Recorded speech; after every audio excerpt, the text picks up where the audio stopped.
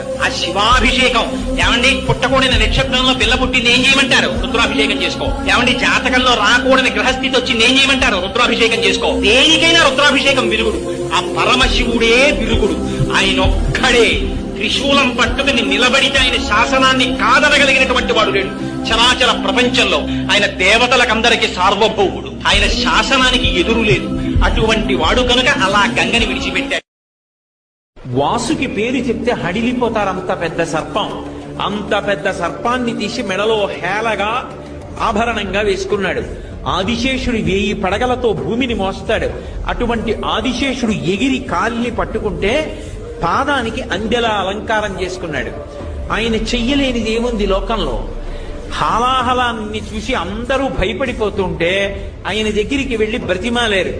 అందరూ హాలాహలం తరువుకొచ్చేస్తోంది, కాల్చేస్తోంది అని భయపడి చని కైలాసముజొచ్చి శంకరుడి వాసద్వారముంగేరి ఈశుని దవ్వారిగులు అడ్డుపడ్డ తలమంచుంజొచ్చి కుయ్యో ముర్రో విను మాలింపుము చిత్తగింపుము దయన్ వీక్షింపుమం చంబుజానన ముఖ్యుల్కని రక్తరక్షణ కళా సంరంభునిన్ శంభునిన్ అంటారు పోతన గారు.